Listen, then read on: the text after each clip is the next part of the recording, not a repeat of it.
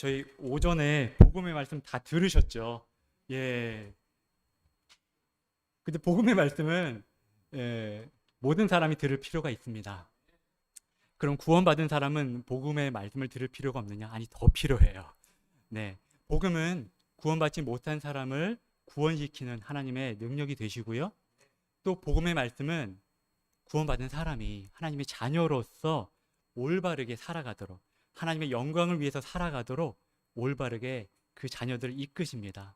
예, 오늘 또 말씀 한 번 더 듣도록 하나님께서 허락하셨는데 이 시간에 우리 주님께서 함께 하시길 원합니다. 잠시 기도드리겠습니다. 네, 우리 말씀사랑 침례의 교회는 없는 것들이 몇 가지 있어요. 교회가 많지만 여러 교회들에 비해서 없는 것들이 있습니다. 첫 번째, 좀 화려한 음악과 퍼포먼스가 없어요. 뭐 키보드도 없지, 뭐 드럼도 없지, 밍숭맹숭해요. 근데 저희는 다만 이 찬송가의 가사를 생각하면서 노래를 뭐 잘하든 못하는 사람도 있고 잘하는 사람도 거의 없어요. 하지만 이 가사에 집중을 하면서 이 하나님께 이 마음을, 이 가사를 써서 찬양을 드립니다. 또 헌금 시간이 따로 없습니다. 헌금 시간 없어요. 기다리시면 안 됩니다. 다만 원하시는 분이 저 뒤에 있는 헌금함을 사용하실 수가 있습니다. 결정적으로 제 뒤에 뭐가 없지 않아요? 뭐 없어요? 네, 십자가 보통 다 있는데 십자가가 없습니다. 사실 십자가는 끔찍하게 사람을 죽이는 그 사형 방법입니다. 나무에 사람을 매달아 놓고 이 사람이 죽을 때까지 기다리죠. 그게 바로 십자가예요. 십자가는 우리 목에 예쁘게 걸거나 귀에 또 귀걸이로 이렇게 하는 장식품이 아닙니다. 또 멋있게 십자가를 만들어 놓고 거기에 기도하라고 주신 그런 표시도 아닙니다. 십자가는 죄 없으신 우리 예수님께서 죄인인 우리 대신에 처형당한 바로 저주의 상징입니다. 신명기 21장 23절에서 하나님께서 이렇게 말씀하셨습니다. 나무에 매달린 자는 뭘 받은 자다? 다 저주받은 자다. 누가 저주받은 자인가요? 우리 주 예수 그리스도께서. 그분이 나무에 매달리셨죠. 우리 예수님이 바로 저주받으신 자입니다. 예수님은 죄인들을 대신해서 하나님의 저주를 받으신 독생자 어린 양이십니다. 십자가는 이 강대상 뒤에는 없고요. 믿는 자의 마음속에 있습니다.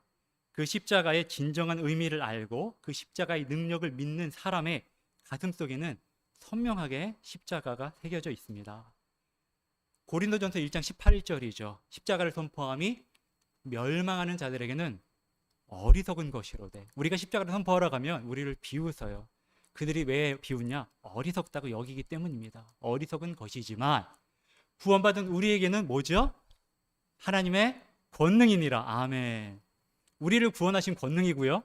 우리가 하나님 자녀답게 살 수 있게 해주시는 권능이 바로 십자가입니다. 이렇게 우리 교회에 없는 것들이 좀 있어요. 하지만 확실히 있는 게 있습니다. 뭘까요? 네, 복음이라고 하셨는데 맞아요. 우리 교회 이름이 뭐죠? 말씀 사랑 침례교회. 하나님의 말씀이 있습니다. 사람의 말은 때때로 따뜻한 위로를 주기도 하지만 많은 경우에 사실은 서로 마음의 상처를 더 많이 줍니다. 결국 우리가 이 말 때문에 많은 죄들을 짓기도 합니다. 그래서 사실 하나님께서는요, 말을 좀 조심해라, 많이 말하지 마라, 이렇게 말씀해 주시는 그런 성경 구절들이 많아요. 잠언 10장 19절에 말씀하셨죠. 말이 많은 곳에는 죄가 부족하지 아니하나 자기 입술을 금하는 자는 지혜로우니라. 입술 금하는 자가 지혜롭대요. 또 전도서 5장 2절에도 이렇게 말씀하셨습니다. 너희는 너희 입술을 경솔히 열지 말고 내 마음을 하나님 앞에서 급하게 말하려고 하지 마라. 이렇게 또 말씀하셨습니다. 하나님께서는 이렇게 우리가 많은 말을 하거나 경솔히 말하지 말 것을 가르쳐 주십니다. 그게 죄를 멀리하는 방법이라고 알려주시는 거죠. 그런데 하나님의 말씀은 완전히 다릅니다. 시편 119편 105절. 주의 말씀은 내 발에 등불이요 내 길에 빛이니이다. 하나님의 말씀은 사람의 말하고는 달라요. 우리 인생길에 빛이 되시고요 등불이 되주시죠. 그 하나님의 말씀이 없으면 어떤 사람도 그 인생길을 내가 환한 길에서 내가 잘 갔다 할 수가 없습니다. 빚이 없이 다닌 거하고 마찬가지예요. 아무리 잘 살았다 해도 마지막 죽을 때에 내가 헛살았구나, 내가 헤맸구나, 내가 빚도 없이 살았구나, 이것을 알게 됩니다. 또 하나님의 말씀은요, 사람의 길을 깨끗하게 해주십니다. 시편 119편 9절에 말씀하시죠. 청년이 무엇으로 자기 길을 깨끗하게 하리까? 뭘로 하죠? 주의 말씀에 따라 자기 길을 조심함으로 하리이다. 사람이 좀 더러운 걸 먹었다고 해서 그 사람이 더러워지지는 않습니다. 그 사람 입에서 나오는 그 사람의 말이 그 사람을 더럽게 만듭니다. 미움의 말들, 또 시기와 질투의 말들, 은근히 나는 높이고 남은 깔아뭉개는 그런 내 자랑하는 말들, 그런 사람의 입에서 나오는 여러 가지 말들이 그 사람을 깨끗하지 못하게 더럽게 만듭니다. 마태복음 15장 11절에서 예수님 말씀하셨죠. 입으로 들어가는 것이 사람을 더럽게 하지 못하고 입에서 나오는 것이 사람을 더럽게 하느니라. 말을 말하는 거죠. 그런데요, 하나님의 말씀은 반대로 사람을 깨끗하게 만들어 주십니다. 무엇보다도 하나님의 말씀을 듣고 믿는 사람에게 이 하나님의 말씀은 생명을 주시는 말씀이세요. 베드로가 그걸 잘 알았죠. 그래서 이렇게 고백합니다. 영원한 생명의 말씀들이 여기 있사온데 우리가 어디로 갑니까? 베드로는 예수님께 생명의 말씀이 있다는 것을 알고 있었던 거죠. 이렇게 우리 교회는 없는 것들도 있지만 사람을 깨끗하게 해주실 수 있는, 또 구원해 주실 수 있는 이 하나님의 생명의 말씀이 있습니다. 그리고 그 말씀은 제 머릿속에 있는 게 아닙니다. 어디에 있죠? 성경 말씀에 하나님의 말씀이 있습니다. 그럼 오늘 하나님의 말씀을 같이 찾아보겠습니다. 오늘 본문 말씀 갈라디아서입니다. 갈라디아서 1장입니다. 갈라디아서 1장 11절, 13절 한번 찾아보겠습니다. 갈라디아서 1장 11절부터 13절까지 우리 한 절씩 교독해 보시죠. 그러나 형제들아, 내가 너희에게 확실히 알리노니 내가 선포한 복음은 사람을 따라 나지 아니하였느니라. 사람에게서 받지도 아니하고 배우지도 아니하였으며 다만 그것은 예수 그리스도의 계시에 의해 주어졌느니라. 과거에 유대인들의 종교 안에 있을 때에 행한 나의 행실에 관해 너희가 들었는데 내가 하나님의 교회를 극도로 핍박하여 피폐하게 하였고. 아멘. 여기 11절에 보니까요, 내가 선포한 복음이 나옵니다. 바울이 선포한 복음. 오늘 복음 설교죠. 복음이 나와요. 13절에 보니까 여기 보니까 유대인들의 뭐가 나오죠? 종교가 나옵니다. 종교와 복음. 종교하고 복음은요, 굉장히 비슷합니다. 거의 똑같아요. 그래서 구분하기가 굉장히 어렵습니다. 그런데 사실 자세히 알아보면 이 종교와 복음은 완전히 다른 겁니다. 그래서 오늘 오후 설교 시간에는 이 종교와 복음에 대해서 살펴보기 원합니다. 오늘 설교의 제목은 종교와 복음입니다. 우리나라에 뭐 여러 가지 종교들이 있죠. 이 종교 분포를 한번 찾아봤어요. 제일 많은 종교가 뭘까요? 뭘까요? 카톨릭? 기독교? 카톨릭? 불교는 안 나오시네요. 무교입니다, 무교. 무종교. 무교가 제일 많아요. 이게 조금 내려갔다고 하는데 2024년 기준으로 51%가 나는 무교다라고 대답을 합니다. 그 다음에 기독교가 한 20% 되고요. 그 다음에 불교 17%. 또 카톨릭도 있어요. 한 11%. 기독교하고 카톨릭을 만약에 합치면 뭐 더 많죠. 한 30% 넘어가요. 또 기타 종교가 1%에서 2% 정도 됩니다. 근데 이 종교라는 게 도대체 뭘까요? 이 종교 때문에 지금 국가와 국가가 전쟁을 벌이고 있기도 합니다. 또 개인과 개인이 서로 이 종교 때문에 싸우기도 하고 마음에 상처를 줍니다. 가정이 깨지기도 해요. 이 과연 종교가 뭘까요? 이 종교가 뭔지 사전을 한번 찾아봤습니다. 그 사전적 의미는 신이나 절대자 또는 그 무엇에 대한 믿음을 통해서 인간 생활의 고뇌를 해결하고 또 삶의 궁극적인 의미를 추구하는 문화 체계다. 이렇게 사전에 쓰여 있습니다. 이게 종교예요. 좀 간단하게 말하면 내가 뭔가를 믿고 의지하는 거죠. 그게 종교예요. 그리고 마음의 평화든지 또 복이든지 내가 원하는 것을 얻고자 하는 거죠. 그렇다면 무교라고 대답한 이 50% 이상의 이 사람들은 정말 종교가 없는가? 불교, 기독교, 이슬람교 이런 종교들을 세계 종교라 하지요. 이런 세계 종교만 종교는 아닙니다. 종교는 참 여러 가지가 있어요. 애니미즘, 토테미즘. 우리 옛날에 뭐 국사 시간 같을 때 배운 것 같아요. 이런 원시 종교도 있습니다. 뭔가 이렇게 뭐 사물에 영혼이 있다 하면서 이 사물을 믿고 뭐 이런 거 애니미즘이라고 하더라고요. 예. 또 토테미즘도 있어요.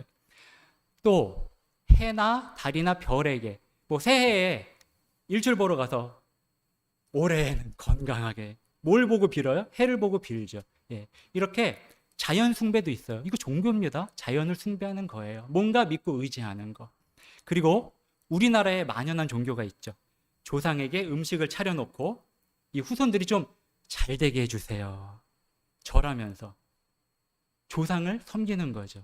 그 조상을 믿고 의지하는 거예요. 뭔가 나를 돌봐줄 것 같은, 우리 후손들을 잘 돌봐줄 것 같은, 예, 이런 조상 숭배도 있습니다.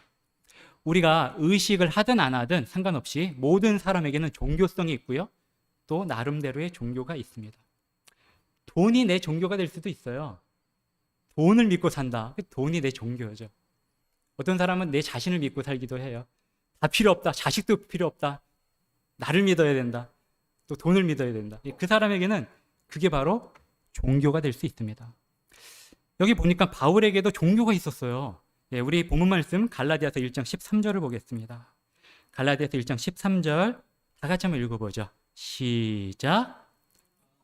유대인들의 종교 안에 있을 때에 행한 나의 행실에 관해 너희가 들었는데 내가 하나님의 교회를 극도로 핍박하여 피폐하게 하였고, 네, 여기에 유대인들의 종교가 나옵니다. 바울은 유대인이죠. 바로 유대인의 종교인 이 유대교를 믿던 아주 신실하고 여기서 아주 활발하게 활동하던 그런 사람이었습니다. 그때 이름은 사울이었죠. 그런데 이상하게도 이 하나님을 믿고 섬기는 이 유대교 안에 있던 바울의 행실이 오히려 하나님의 교회를 극도로 여기 보니까 핍박했다, 또 피폐하게 만들었다, 이렇게 말합니다. 하나님을 믿는 종교인데 오히려 이 종교를 믿는 이 바울의 행실이 하나님의 교회를 핍박했다고 말합니다. 종교인은요, 특징이 열심히 대단해요. 열심히 있습니다. 열심은 굉장히 좋은 거죠. 우리도 열심히 좀 필요해요. 열심은 좋은 거죠. 종교적인 사람일수록 이 열심이 큽니다. 그리고 보통 사람들보다 더 선하게 보이기 위해 또는 실제로 더 선하게 살기 위해 많은 애를 쓰고 노력을 합니다. 그런데 이상하게도 이 종교가 평화만 갖고 오는 건 아니에요. 때로 무엇인가를 핍박하고 피폐하게 만들기도 합니다. 기독교인도 마찬가지입니다. 다를 게 없죠. 아니, 오히려 기독교가 최고예요. 기독교인들이 더 많은 죄를 짓고 살면서 나는 속죄함을 받았으니 나는 아무 문제 없다, 우쭐대고, 그러므로 거룩하신 하나님의 이름을 오히려 욕되게 합니다. 하나님의 거룩하신 이름을 핍박하고 하나님의 교회를 피폐하게 만드는 거죠. 도대체 왜 이런 일들이 일어날까요? 그것은 내가 기독교인이라고 하면서도 정작 이 기독교의 전부라고 할 수 있는 뭘 몰라서 그래요. 뭘 모를까요? 복음입니다. 종교는 알지만 복음을 알지 못하기 때문에, 또는 내가 머리로 안다고 하지만 정작 이 복음이 정말로 뭔지 내가 깊이 알지 못하기 때문에 이런 일들이 일어납니다. 복음을 정말로 아는 사람은 내가 핍박을 받을지언정 남을 핍박하지 않습니다. 예수님이 그러셨죠. 복음을 정말로 아는 사람은 내가 목사라고, 내가 또는 장로라고, 또는 내가 저 사람보다 훨씬 더 좋은 삶을, 깨끗한 삶을 살고 있다고 이렇게 자랑을 할 수 없습니다. 오직 주 예수님만 자랑하게 되죠. 바울은 처음에는 교회를 극도로 핍박하던 그런 사람이었지만 나중에는 교회를 세우는데 가장 뛰어난 그런 사람이 되었습니다. 또 많은 사람들을 의의 길로 하나님께 가까이 인도하는 그런 사람이 되었습니다. 도대체 바울의 무엇이 변했길래 그렇게 되었을까요? 그게 바로 복음입니다. 오늘 본문 말씀 갈라디아서 1장 11절 말씀 다 같이 한번 읽어보겠습니다. 1장 11절입니다. 시작. 그러나 형제들아 내가 너희에게 확실히 알리노니 내가 선포한 복음은 사람을 따라 나지 아니하였느니라. 아멘. 여기 내가 선포한 복음, 바울이 선포한 복음이라는 단어가 나옵니다. 바울은 계속해서 자기의 종교 안에 살지 않았습니다. 이 복음을 받았을 때 바울은 자기의 종교를 버렸습니다. 종교인으로 살지 않았고 오히려 바울은 예수님을 만난 후에 예수님으로부터 복음을 받았고요. 그리고 이 복음을 선포하는 일에 자신의 목숨을 걸었습니다. 그렇다면 이 복음이 도대체 뭘까요? 복음에 대해서 설명을 해야 되죠. 다 아시지만 또 다른 설명이 될 수도 있을 것 같아요. 복음은 원래 러브 스토리입니다. 사랑 이야기처럼 좋은 게 없잖아요. 그렇죠?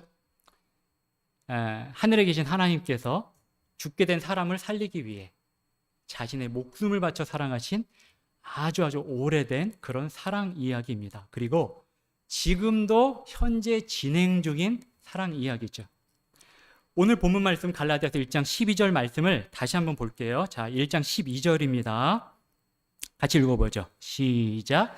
나는 그것을 사람에게서 받지도 아니하고 배우지도 아니하였으며 다만 그것은 예수 그리스도의 계시에 의해 주어졌느니라. 네, 바울이요 이 복음을요 받았는데요. 누구한테 받았느냐? 예수님께 나 직접 받았다 이렇게 이야기합니다. 그리고 또한 그게 예수 그리스도의 계시에 의해서 주어졌다 이렇게 말합니다. 이 계시라는 단어는 영어 킹제임스 성경에서 레벌레이션이라는 단어를 사용합니다. 이 레벌레이션은 뜻을 보니까 우리 아까 목사님 설명해 주셨어요. 커튼을 계시가 뭐냐? 커튼을 이렇게 거치는 거예요. 뭔가 보여주는 거죠. 예, 그래서 어떤 비밀을 드러낸다, 알린다 그런 뜻이 여기 계시란 뜻에 들려 있습니다. 다시 말해서 어떤 미래의 일을 이렇게 보여주는 거하고 관련이 있어요. 다 같이 로마서 한번 가보겠습니다. 로마서 1장입니다. 로마서 1장. 우리가 지금 복음이 뭔지 살펴보고 있어요. 로마서 1장. 예수님의 계시에 의해서 주어진 것이다 우리가 봤고요. 로마서 1장 2절을 같이 한번 읽어보겠습니다. 이 복음은 되어 있네요. 같이 읽어보죠. 시작. 이 복음은 그분께서 자신의 대언자들을 통해 거룩한 성경 기록들에 미리 약속하신 것으로. 아멘. 예, 여기 미리 약속하신 것이다 이렇게 돼 있죠. 뭐가요? 예, 복음이 미리 약속하신 거예요. 계시라는 거죠. 그렇죠. 그런데 이게 어디에? 예, 거룩한 성경 기록들에 이렇게 되어 있다. 네, 복음이 뭐냐면 예수님에 관한 것이고요. 성경 기록들에 미리 약속해 주신 거예요. 그게 복음이죠. 이 성경책은요, 맨 처음부터요, 창세기부터 맨 마지막 요한계시록까지. 우리 아까 오전에 성경 다 봤어요. 1장 1절부터 요한계시록 끝까지 우리 성경을 통독을 했어요. 처음부터 끝까지 이 성경은 예수님에 대한 계시로 가득 차 있습니다. 성경은 너무 놀라운 책입니다. 예. 이 성경책이 맨 처음에 쓰여진 것은 4,000년도 넘었어요.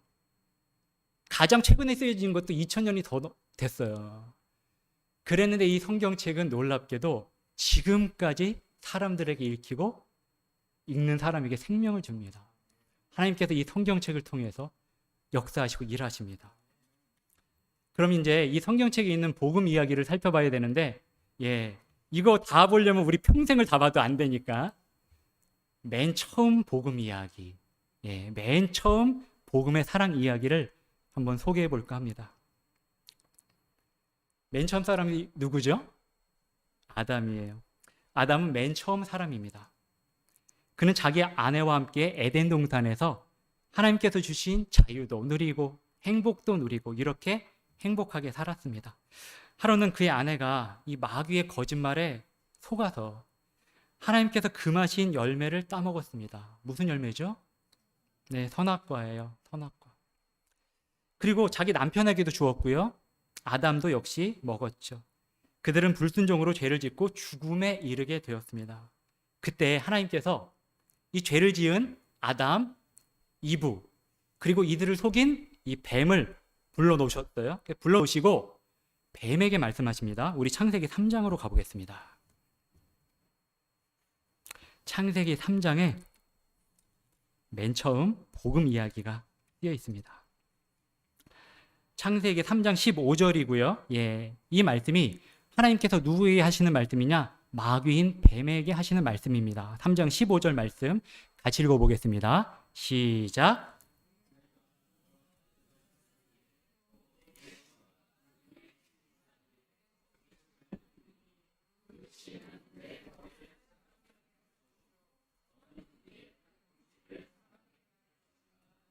아멘. 아담은 여자의 씨가 마귀의 머리를 상하게 할 것에 대해 들었습니다. 아담이 들었던 이 하나님의 말씀, 곧 여자의 씨에 관한 이 말씀은 바로 예수 그리스도에 관한 말씀이죠. 우리가 잘 알고 있죠. 바로 이 예수 그리스도께서 마귀의 머리를 상하게 할 것이라는 이 말씀입니다. 성경 기록에서는요, 아담이 구원받았다 이렇게 명확히 말해주지는 않습니다. 그럼에도 우리는 아담이 구원받았다고 생각할 수가 있어요. 왜 그럴까요? 죄로 인해 죽게 된 아담은 여자의 씨에 관한 하나님의 말씀을 들었을 때 자기 아내의 이름을요, 뭐라고 지었어요? 뭐라고 지었죠? 이브. 예, 이브라고 지었어요. 이 이브라는 여자의 이름은요, 여자에게 처음부터 주어진 이름이 아닙니다. 뱀에게 하시는 하나님의 말씀을 듣고 나서 아담이 자기 아내에게 지어준 이름이 이브입니다. 이 이브의 뜻은요, 그녀가 모든 산자의 어머니다 이런 뜻이 됩니다. 자, 같이 우리 창세기 폈으니까요, 3장 20절 말씀 보시죠. 우리 방금 15절 말씀 읽었고 그 밑에 20절 말씀 한번 보겠습니다. 같이 읽어보죠. 시작. 아담이 자기 아내의 이름을 이브라 하였으니 이는 그녀가 살아있는 모든 자들의 어머니였기 때문이더라. 예. 아담은요, 죄로 인해 죽게 된 이 절망적인 상황에서 하나님 말씀을 들었어요. 그리고는 자신의 아내가 모든 산자의 어머니가 될 것이다 라고 기대했습니다. 그는 비록 죄 가운데 있었지만 그녀의 씨로 오실 어떤 한 분 때문에 자신과 아내가 죽지 않고요, 살 것이고, 그리고 그녀가 모든 산자의 어머니가 될 것이라고 확신을 했습니다. 그런 아담과 이브에게 하나님께서 하신 일이 있으십니다. 곧바로 하나님께서 옷을 지어서 만들어 입히십니다. 무화과 나무 잎으로 만든 이 앞치마로는요, 그들의 수치와 부끄러움을 가릴 수가 없었어요. 그래서 하나님께서는요, 직접 가죽옷을 만들어서 그들에게 입히십니다. 예, 그 밑에 말씀 21절 말씀 한번 보겠습니다. 21절 말씀도 같이 읽어보죠. 시작. 주 하나님께서 또한 아담과 그의 아내를 위해 가죽옷을 만들어 그들에게 입히시니라. 아멘. 아담은요, 하나님께서 이렇게 손수 만들어 주신 그 가죽옷을 입으면서 자신이 이름을 붙여준 어떤 한 짐승이 죽었다는 것을 알아차렸을 겁니다. 이 모든 짐승에게는 아담이 이름을 지어줬어요. 그런데 자기 대신 어떤 한 짐승이 찢기고 피를 흘렸다는 것을 이 아담은 알게 되었겠죠. 이것이 뭔가요? 이것이 바로 대속입니다. 대속. 대신 속죄하는 것. 죄는 아담과 이브가 지어서 마땅히 그들이 죽었어야 했는데 그들 대신 어떤 한 짐승이 죽어 피를 흘렸고, 이 짐승의 가죽은 그들의 수치와 부끄러움을 가려주고 또 그들의 몸을 보호해주는 가죽옷이 된 것입니다. 이 장면은 죄의 끔찍한 모습을 보여줍니다. 죄는 생명을 파괴하죠. 에덴 동산에서는 한 번도 죽음이란 것이 존재하지도 않았었습니다. 아담과 이브가 하나님께 불순종하고 죄를 짓자 한 생명이 피를 흘리며 죽었습니다. 원래는 아담과 이브가 죽었어야 했죠. 왜 꼭 죽어야만 하나요? 그것은 죄에게 따라오는 그 값이 바로 사망이기 때문에 그렇습니다. 로마서 6장 23절 말씀을 우리가 잘 알지요. 죄의 삭은 사망이나, 죄의 삭은 사망이에요. 모든 죄에 대한 합당한 대가는 결국은 사망입니다. 진심으로 내가 잘못을 뉘우친다 해도 그 죄의 값이 사라지는 건 아닙니다. 죄를, 잘못을 뉘우치지 않는 경우는 말할 것도 없어요. 제주도에 사는 한 남자가 자신의 친딸 2명을 성폭행하고 또 이렇게 자기 두 번째 딸은 임신도 하고 또 낙태도 하고 이런 끔찍한 죄 우리가 신문에서 봤죠. 이 사람이 30년 징역형을 받아서 지금 복역 중에 있습니다. 그런데 이 사람이 30년을 감옥살이를 다 하고 떳떳하게 이 대한민국 땅에 나온다고 해서 그 사람의 죄값이 다 치러지지는 않습니다. 그 죄의 상처는 여전히 남아 있고요.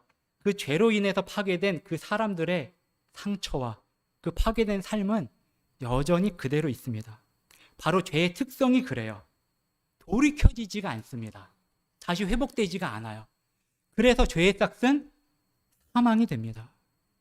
죄에 대한 하나님의 판결은 하나님 법정에서의 판결, 대한민국의 판결이 아니라 하나님 법정에서의 판결은요, 20년, 30년형이 아니고요.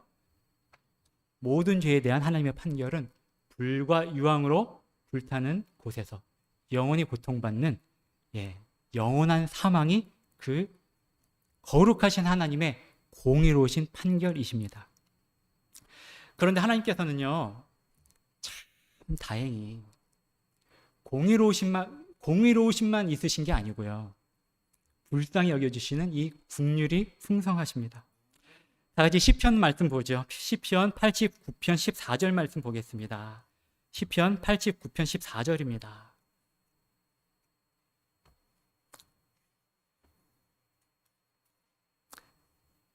하나님의 공의만 있으시다면 정말 우리에게 끔찍한 일이죠. 하지만 시편 89편 14절 말씀 한번 보겠습니다. 같이 읽죠. 시작.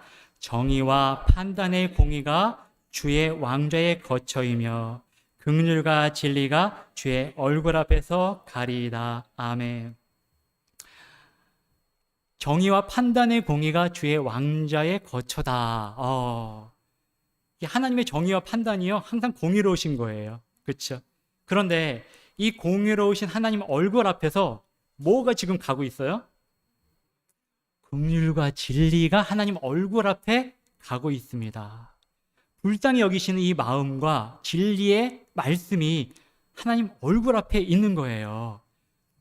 이 죄에 대한 결과가 단 하나, 사망인 것처럼 이 죄를 돌이킬 수 있는, 씻을 수 있는 방법도 딱 한 가지가 있습니다. 그것은 바로 긍휼의 대속입니다. 긍휼의 대속. 그동안 많은 죄를 지으며 살아온 저 대신 우리 주 예수 그리스도께서 그 죄값을 짊어지시고 나무에 매달려 2000년 전에 죽으셨습니다. 그것이 바로 제 가슴 속에 생생하게 새겨져 있는 바로 십자가입니다.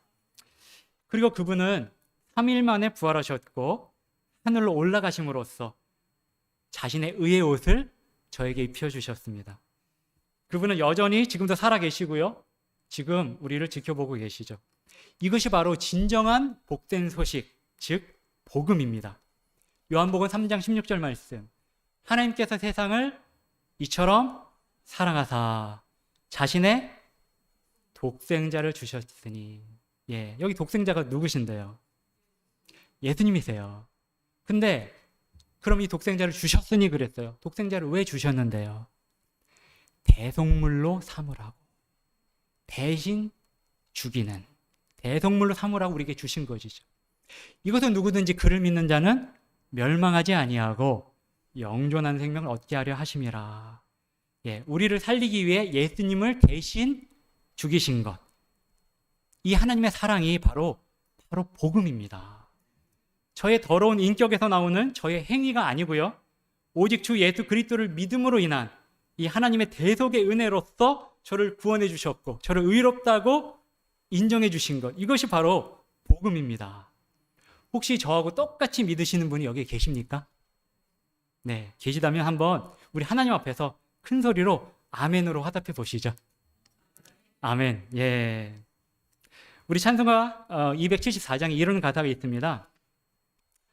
많이들 아시는 찬양일 텐데, 주님의 옷 내 것이 되었네, 내 죄의 옷 주 입어 죽었고, 주님의 의 난 입어 의롭네, 나 사는 건 주 죽으심 때문. 이게 복음이죠. 그런데 이 복음을 대하는 방법이 두 가지가 있습니다. 첫 번째 방법은 이 복음이 나와는 상관없다고 여기면서 거부하는 것입니다. 이 경우에도 하나님께서는 공의롭게 처분해 주십니다. 이 복음을 거부한 사람이 자신의 일생을 살면서 지은 자신의 죄값이 있겠죠. 죄를 많이 지은 사람도 있을 거예요. 아까처럼 이렇게 파렴치한 죄를 지은 사람, 또는 우리 어머니는 법 없이도 살 뿐이에요, 정말 착하게 산 사람도 있겠죠. 하지만 아무런 죄가 없다고 할 수 있을까요? 한 번도 거짓말 안 하고 죄를 살았을까요? 아니죠. 사람은 각자 자신이 지은 죄들이 있습니다. 그런데 하나님의 공의는 그 죄값을 자기 스스로 책임지는 것, 이것이 하나님의 공의입니다. 그런데 이 죄의 값은요, 착하게 살거나 봉사를 하거나 교회를 다니거나 그렇다고 해서 뭐 좀 갚을 수 있는 게 아닙니다. 이 죄의 값은 계속해서 살펴봤듯이 죽음이에요. 사망이 이 죄의 값입니다. 죽는 것 외에는 이 죄의 값을 치를 수 있는 방법이 없습니다. 사망에는 두 가지가 있어요.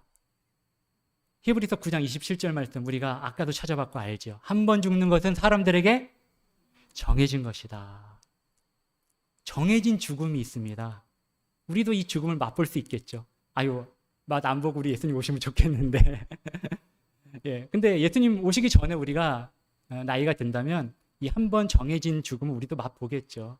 누구도 피해갈 수는 없어요. 그런데 정해지지 않은 죽음이 있어요. 이것 뒤에는 심판이 있나니, 그것은 둘째 사망을 의미합니다. 아까도 우리 봤죠. 둘째 사망, 두 번째 사망이 있다 말씀하십니다. 요한계시록 가보죠. 21장 8절 말씀입니다. 요한계시록 21장 8절 말씀 보겠습니다. 요한계시록 21장 8절. 제가 한번 읽어보겠습니다. 눈으로 한번 보시죠.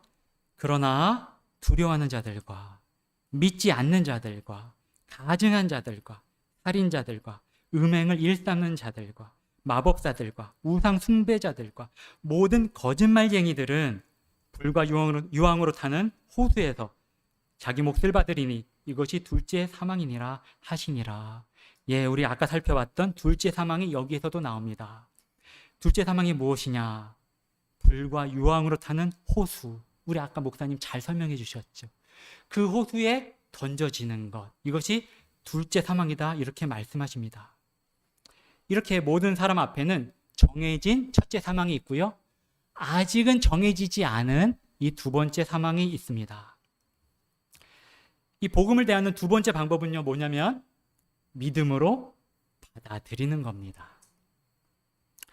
하나님 앞에서 겸손하고 또 진실된 마음으로 이 복음의 말씀을 내 마음에 받아들이고 믿으면, 이런 사람에게는 하나님께서 예수님께서 십자가에서 받으신 그 심판, 그 저주가 나를 대신해서 받은 것이다 라고 하나님께서 인정해 주십니다. 계속해서 받으신 것이다 인정해 주시는 거죠. 그럼 나의 죄에 대한 심판은 예수님 벌써 다 받아주신 거예요. 다 처리가 된 거예요. 그래서 나의 죄의 옷을 벗겨주시고요, 오히려 예수님의 의의 옷을 우리에게 입혀주시는 거죠. 에베소서 2장 8절 9절입니다. 너희가 믿음을 통해 은혜로 구원을 받았나니 그래서 너희 자신에게서 난 것이 아니요 하나님의 선물이니라. 행위에서 난 것이 아니니 이것은 아무도 자랑하지 못하게 하려 함이라. 정말 이 복음을 받은 사람은 그래서 아무런 자랑을 할 수가 없습니다. 믿음도요, 또 은혜도요, 구원도 다 하나님께서 거저 주신 선물이기 때문에 자랑할 수가 없죠. 우리 다 같이 로마서 말씀 한번 볼게요. 로마서 10장 보겠습니다. 로마서 10장 9절 10절 말씀을 찾아보겠습니다. 로마서 10장 9절 10절 말씀입니다. 한 절씩 교독해 보겠습니다. 내가 만일 내 입으로 주 예수님을 시인하고 하나님께서 그분을 죽은 자들로부터 일으키신 것을 내 마음속으로 믿으면 구원을 받으리니 사람이 마음으로 믿어 의에 이르고 입으로 시인하여 구원에 이르느니라. 아멘. 예, 여기서 입으로 주 예수님을 시인하는 거, 이게 복음을 믿는 겁니다. 예, 하나님 앞에서 내가 죽을 수밖에 없는 죄인이라는 걸 인정하는 거죠. 그리고 그 죄값을 해결할 수 있는 방법이 우리 예수님의 대속의 십자가라는 것을요 믿고 예수님을 내 주인으로 모시는 것, 이것이 입으로 주 예수님을 시인하는 거예요. 그 다음에 할 것은 하나님께서 그분을 죽은 자들로부터 일으키신 것, 살리신 것을 믿는 것이죠. 그분은 예수님이시죠. 예수님의 부활을 믿는 겁니다. 그것이 바로 구원받기 위해서 우리가 해야 될 일이죠. 예수님께서 십자가에서 죽음으로 끝나셨다면 예수님을 믿는 사람에게는 아무런 소망도 없습니다. 죽어있는 사람을 믿는 게 무슨 소망이 있겠습니까? 그런데 예수님은 본래의 신분이 하나님이십니다.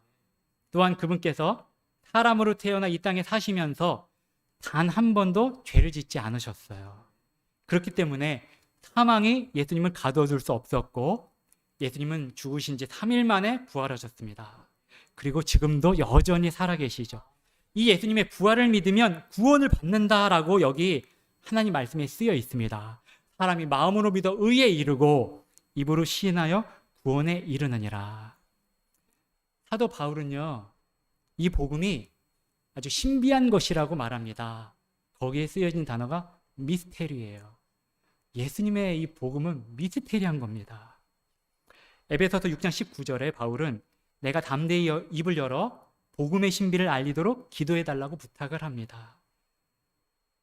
사람의 머리로 이해할 수 없는 거죠. 미스테리예요. 간혹 자식을 살리기 위해 불 속에 뛰어들어간 어머니의 이야기를 들을 때가 있습니다. 그때 마음에 큰 감동을 받아요. 사람이 할 수 있는 그 일 중에 가장 고귀한 사랑이 아닐까 하는 생각도 해봅니다. 또 하나님의 사랑을 가장 닮은 그런 모습이 아닐까 하는 생각도 들어봅니다. 그런데 자식이 아니고요, 자신을 대적하는 불의한 죄인을 살리기 위해 거룩하신 하나님께서 대신 죽으셨다. 이건 미스테리예요. 이게 가당키나 한 말입니까? 그러나 하나님께서는 실제로 그렇게 하심으로써 우리를 사랑해 주셨고 그 사랑을 모든 사람 앞에 이렇게 제시해 주셨습니다.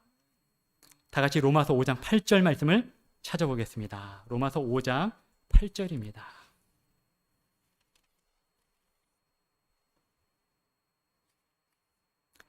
다 같이 읽어보시죠. 로마서 5장 8절 시작. 우리가 아직 죄인이었을 때에 그리스도께서 우리를 위해 죽으심으로써 하나님께서 우리를 향한 자신의 사랑을 당당히 제시하시느니라. 아멘. 우리 시간 잠시 눈을 감아보시죠. 우리 피아노 반주 잠시 와주시기 바랍니다. 우리 하나님 말씀에 반응하는 시간을 갖도록 하겠습니다.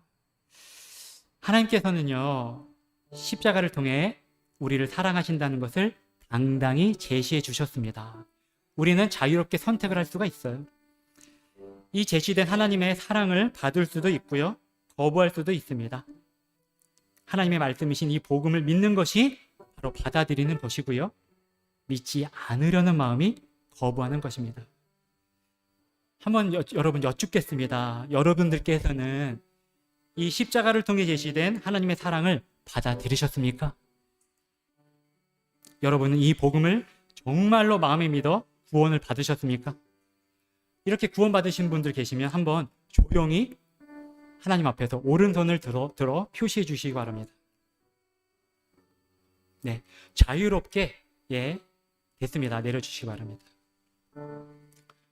혹시라도 지금 손을 들지 못하신 분들께 여쭙겠습니다. 사람의 삶이 한 번이죠. 인생이 한 번입니다. 혹시 구원받기를 원하십니까? 그렇다면 미루지 마시기 바랍니다. 예, 목사님께 부탁할 수 있어요. 구원받기 원하는데 아직 믿어지지 않습니다. 아직 모르겠습니다. 하지만 하나님 말씀 믿고 저도 구원받기 원합니다. 도움을 요청하시기 바랍니다. 하나님께서는 모든 사람이 구원받기를 원하시고요. 이 사랑을 벌써 제시해 주셨습니다. 이것을 선택하고 말고는 나의 자유예요. 그러나 모든 선택에는 대가가 있습니다. 구원받으신 우리 성도님들께 여쭙겠습니다. 혹시 내가 구원받고 복음의 생활을 하지만 이 교회 생활을 복음의 생활이 아니라 종교인의 마음으로 종교 생활을 하고 있지는 않습니까? 예, 구원받은 그리스도인도 얼마든지 종교 생활로 교회를 다닐 수가 있습니다. 그런 분이 계시다면 이 시간 마음을 돌이켜서 내가 종교가 아니라 이 복음을 통해서 구원받았으니 이 복음을 통해서 내가 교회 생활하리라, 이렇게 결단하시는 시간 갖도록 하겠습니다. 잠시 피아노가 연주되는 동안 하나님 앞에서 각자 기도드리도록 하겠습니다.